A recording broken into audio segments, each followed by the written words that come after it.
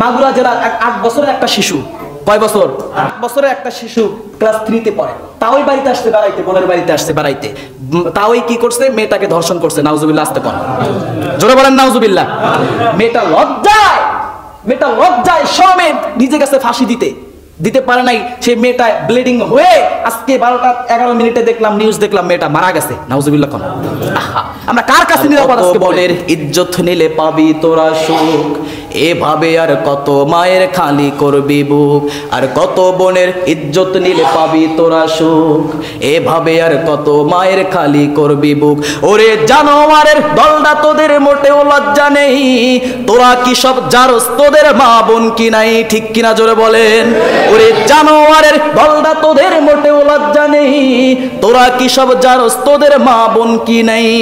আর কতকাল দেখবো এসব হায়নার চলাচল, বিদ্রোহীরা আওয়াজ তুলে দীপ্ত কণ্ঠে বল, বিচার চাই, বিচার চাই, বিচার চাই, এই মাটিতেই ধর্ষকদের ফাঁসি চাই। ঠিক কিনা জোরে বলতে হবে। আজ লজ্জিত আমি একা নয়, শুধু লজ্জিত গোটা দেশ, ক্ষমতার ওই দাপটে মোরা পিছে হলাম শেষ। মাদ্রাসা শিশু নিপীড়নকারী ধরছে মোল্লা শ্বাস, কোথায় তোদের ইমান আমল, কোথায় তোদের লাশ? জাহিলি যুগের বড় বড় তাও হার মানিয়েছে আজ, কোথায় জাতি? চুপ কেন তুমি? দেখাও তোমার ঝাঁস। ওই বদমাশগুলো বড্ড বেড়েছে, সহ্য হয় না তাই, জেগে ওঠে ওরে দামানেরা, স্লোগান তোলো সবাই, বিচার চাই, বিচার চাই, বিচার চাই, এই মাটিতেই ধর্ষকদের ফাঁসি চাই। ঠিক কিনা বলেন? আমি দোষ কিন্তু পিতা মাতারও দেই, আপনি বিয়ে করেন না দেখে সন্তান ধর্ষণ করে। ঠিক কিনা জোরে বলেন।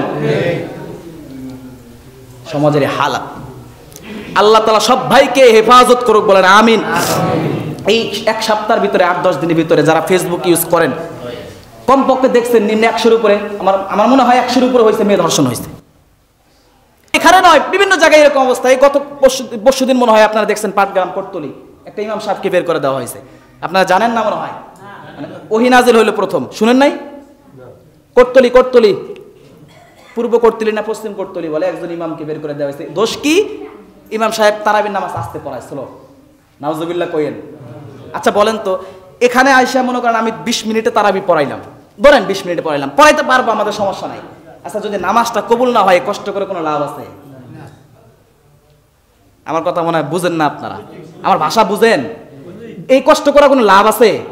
আচ্ছা হরকত ঠিকভাবে উচ্চারণ হতে হবে না? কি যে বুঝামো আমি এটাই বুঝি না, কেমনে বুঝামো? আমারে অনেক সময় অনেকজন হুজুর একটু জোরে করেন, আমি 1 ঘন্টা সময় নেই, তা বলে স্লো হয়ে যায়, কন্ত জ্বালা।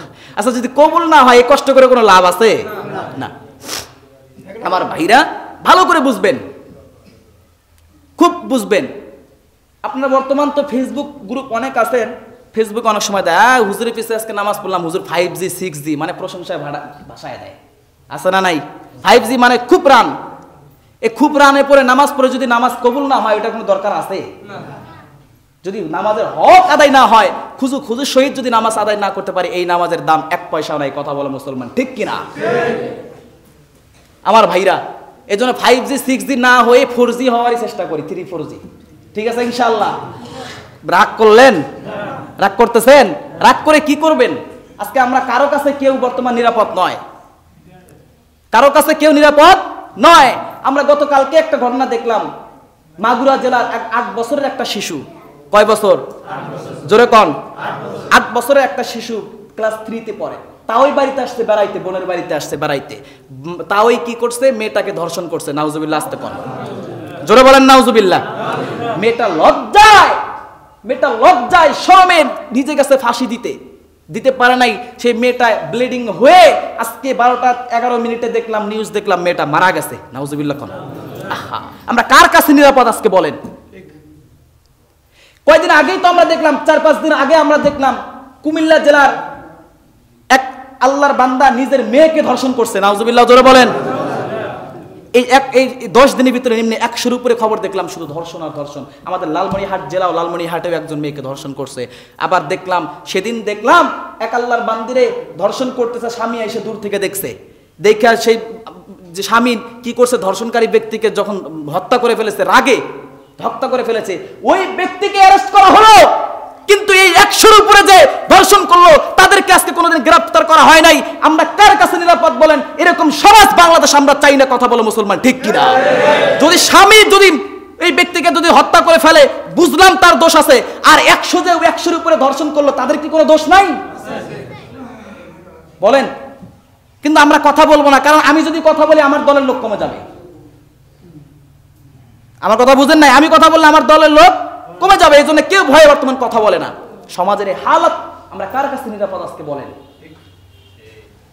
কিছুদিন পূর্বে আমরা খবরে দেখলাম, ভিডিও দেখলাম, একটা বাস রাস্তায় স্টপ দিয়ে সেখানে 3 জন মেয়েকে ধর্ষণ করলো, ধর্ষণ করে সেখান থেকে চলে গেল।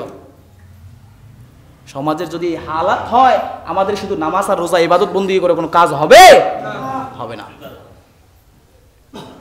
এই হলো হালাত। এজন্য যুবক ভাইরা অনুরোধ করি, ধর্ষণ করিস না, পারলে বিয়ে কর। আমি দোষ কিন্তু পিতা মাতারও দেই, আপনি বিয়ে করেন না দেখে সন্তান ধর্ষণ করে, ঠিক কিনা জোরে বলেন? সমাজের হালাত আল্লাহ তাআলা সব ভাইকে হেফাজত করুক, বলেন আমিন। এই 1 সপ্তাহের ভিতরে 8-10 দিনের ভিতরে যারা ফেসবুক ইউজ করেন, কমপক্ষে দেখছেন নিম্নে 100-র উপরে, আমার মনে হয় 100-র উপরে হয়েছে মেয়ে ধর্ষণ হয়েছে। আর কত বোনের ইজ্জত নিলে পাবি তোরা সুখ, এভাবে আর কত মায়ের খালি করবি বুক। আর কত বোনের ইজ্জত নিলে পাবি তোরা সুখ, এভাবে আর কত মায়ের খালি করবি বুক। ওরে জানোয়ারের দলটা তোদের মোটেও লজ্জা নেই, তোরা কি সব জারস, তোদের মা বোন কি নাই, ঠিক কিনা জোরে বলেন? ওরে জানোয়ারের দলটা তোদের মোটেও লজ্জা নেই, তোরা কি সব জারস, তোদের মা বোন কি নাই। আর কতকাল দেখবো এসব হায়নার চলাচল, বিদ্রোহীরা আওয়াজ তুলে দীপ্ত কণ্ঠে বল, বিচার চাই, বিচার চাই, বিচার চাই, এই মাটিতেই ধর্ষকদের ফাঁসি চাই, ঠিক কিনা জোরে বলতে হবে। আজ লজ্জিত আমি একা নয়, শুধু লজ্জিত গোটা দেশ, ক্ষমতার ওই দাপটে মোরা পিছে হলাম শেষ। মাদ্রাসা শিশু নিপীড়নকারী ধলছে মোল্লা শ্বাস, কোথায় তোদের ঈমান আমল, কোথায় তোদের লাশ। জাহিলি যুগের বড় বড় তাও হার মানিয়েছে আজ, কোথায় জাতি চুপ কেন তুমি দেখাও তোমার ঝাঁস। ওই বদমাশগুলো বড্ড বেড়েছে, সহ্য হয় না তাই, জেগে ওঠে ওরে দামানের রাজ, স্লোগান তোলো সবাই, বিচার চাই, বিচার চাই, বিচার চাই, এই মাটিতেই ধর্ষকদের ফাঁসি চাই, ঠিক কিনা বলেন? আবার এই মেয়েরাই, আমরা গত পরশুদিন মনে হয় দেখলাম, এই মেয়েরাই ওপেনে সিগারেট খাবে, এই জন্য শাহবাগে যা মিছিল করে। নাউজুবিল্লাহ কোন? কার পক্ষে কথা বলি বলেন? মেয়েদের যে পক্ষে কথা বলবো, এই মেয়েগুলোই আবার শাহবাগে যাইয়া কি করে, মিছিল করে। তারা স্বাধীনতা চায়। কি স্বাধীনতা? তারা ওপেনে সিগারেট খাবে। নাউজুবিল্লাহ কইয়েন। মনে হয় আপনারা যেভাবে কোন, মনে হয় ফেসবুক মাস্টার এক নাই, মনে হয় জানেনই না এগুলা ঘটনা, আছে না নাই? কি দাবি করছে? কি দাবি? ওপেনে সিগারেট খাবে। নাউজুবিল্লাহ জোরে কইয়েন। এই হলো অবস্থা, সমাজের হালত। কয়েকদিন আগে দেখলাম তসলিমা নাসলিমের সাথে কিছু মানুষ, কিছু মেয়ে কি করলো, নারী পুরুষ সমান অধিকার চায়। কি অধিকার? পুরুষ মানুষ পোশাক পরে পরিধান করে, গেঞ্জি গায়ে দেয়, বাইরে যায়, লুঙ্গি পরে বাইরে যায়, শর্ট পরে বাইরে যায়, আমরাও শর্ট পরে বাইরে যাবো। নাউজুবিল্লাহ কইয়েন। এগুলো সমাজের হালাত। আল্লাহ তাআলা আমাদের সব ভাইকে সমস্ত মুসিবত, বালা মুসিবত থেকে, সমস্ত কূটনীতি থেকে, দুর্নীতি থেকে, রাষ্ট্রদ্রোহী কাজ থেকে হেফাজত করুক, বলেন আমিন। দর্শকদের পক্ষে থাকবো আমরা না, যেখানে ধর্ষক হবে সেই বিরুদ্ধে আমরা প্রতিবাদ করব ইনশাআল্লাহ। আমি বলতেছিলাম কোরআন এই মাসে নাজিল হয়েছে। কোরআন কোন মাসে নাজিল হয়েছে? এই মাস। কোরআনের যে মাসে নাজিল হয়েছে এটা হচ্ছে বরকতের মাস। কোরআন যেই জায়গার মধ্যে নাজিল হয়েছে সেটাকে আমরা সম্মানের ক্ষেত্রে বলি মক্কাতুল মুকাররমা, মক্কাতুল মদিনাতুল মুনাওয়ারা। কোরআন যেই জায়গায় রাখা হয়, রেহেলেকে আমরা সম্মান দিয়ে কখনো পায়ের সাথে লাগাই না, আমরা বুকে লাগাই। কথা বলেন ঠিক কিনা? কোরআনের উপরে যে জুজদানটা লেগে থাকে ওটা আমরা পায়ে পিছাই না, ওটা আমরা বুকে নিয়ে চুমো খেয়ে কোরআনের সাথে লাগাই। কথা বলেন ঠিক কিনা? এই সম্মান একমাত্র কে দিয়েছেন? এই কোরআনের সাথে যদি কোনো ব্যক্তি সম্পর্ক থাকে, সম্মান দিবেন কে? আমার ভাইরা, অত বলার সময় নাই, শুধু বিসমিল্লাহ, কোরআনের প্রথমে বিসমিল্লাহ যে নাজিল হয়েছে এর বরকতটা শুধু 2 মিনিটে শেষ করে দেই। আপনারা কষ্ট পাবেন। রমজান মাস, বাড়িতে যাই কি করবেন? একটু কাজ দিতে করবেন। এই এতটুকুই তো, 2 মিনিট সময় নেই, চলবে? এই শুধু আর তো বলার সুযোগ হবে না এই মাসে। দেখেন শুধু বিসমিল্লাহর কি বরকত। কোন ব্যক্তি আল্লাহ তাআলা বলেন লিমান, আল্লাহর হাবিব বলেন লিমান ক্বালা বিসমিল্লাহির রহমানির রহিম, কোন ব্যক্তি যদি ফজর পড়লো, ফজর পরে যদি লিমান ক্বালা বিসমিল্লাহ বলে কাজ শুরু করলো, মাগরিব পর্যন্ত যতক্ষণ পর্যন্ত বান্দা কাজ করলো, নামাজ বন্দেগী করে যতক্ষণ পর্যন্ত কাজ করলো, ওই ব্যক্তি যত সময় কাজ করলো তার আমলনামায় ওই সময়ের বিনিময় নফল নামাজের সওয়াব তার আমলনামায় আল্লাহ লিখে দেয়।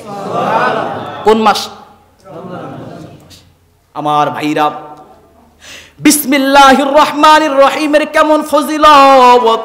এ বন্ধু আপনারা জানেন বিশ্বরে হাফি রহমাতুল্লাহি আলাইহি, তেনার নাম, তিনি বড় জামানার বড় ওলি ছিলেন, কিন্তু তার জামানার ওলি হওয়ার পিছনে একটা ঘটনা, আল্লাহর হাবিবের মেহমান হাসান বসরি রহমাতুল্লাহি আলাইহির জামানার ঘটনা।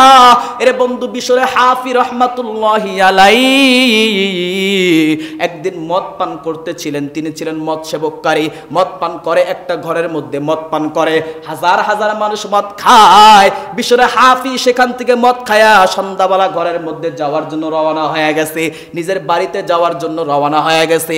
বিশ্বরে হাফি মদ খায়া মাতলামি করতেছে আর যাচ্ছে, হঠাৎ করে ঘরে ঢোকার পূর্বে তাকায় দেখে ঘরের কিনারায় একটা কাগজের টুকরা মাটির মধ্যে পড়ে আছে, সে জায়গায় অন্য কিছু লেখা নাই, আরবি কি যেন লেখা দেখা যায়। বিশ্বরে হাফিজ যদিও মদ খায়া মাতলামি করতেছিল, আরে তাকায় দেখে একটা আরবি লেখা। বিশ্বরে হাফি আরবি লেখাটা কাগজের টুকরাটা মাথার মধ্যে লইয়া ঘরের মধ্যে চলে গেছে। ঘরের মধ্যে যায় স্ত্রীর ডাক দেখে, স্ত্রী আমার দেখ না এই কাগজের মধ্যে কি লেখা। স্ত্রী ডাক দেখে, স্বামী গো তুমি যে কাগজের টুকরা নিয়ে আসছো এর ভিতরে আল্লাহ তাআলার কোরআনের প্রথম অক্ষর বিসমিল্লাহির রহমানির রহিম লেখা। আল্লাহর পয়গম্বরের সাহাবী, আল্লাহর পয়গম্বরের মেহমান। এর বন্ধু বিশ্বরে হাফির দিলের মধ্যে মায়া লাগা গেছে। বিশ্বরে হাফি রহমাতুল্লাহি আলাইহি মদের আড্ডাখানায় থেকে ঘরে যখন ফিরেছে, এই কাগজের টুকরাটা নিয়া বড় মোহাব্বত কইরা মুখের মধ্যে লাগাইছে। রাত্রিবেলা ঘুমায়, ঘুমের মধ্যে বিশ্বরে হাফি কাগজের টুকরাটা বুকের মধ্যে নিয়ে ঘুমায়, মাথার সাথে লাগায়, বুকের সাথে লাগায়। আমার ভাইরা, রাত্রের মধ্যে জামানার বড় ওলি হাসান বসরি রহমাতুল্লাহি আলাইহিকে আল্লাহ তাআলা একটা সুসংবাদ জানায়া দিছে। এরে বন্ধু, সকাল যখন হইয়া গেছে, বিশ্বরে হাফি মদের আড্ডাখানায় যখন চইলা গেছে, মদের আড্ডাখানায়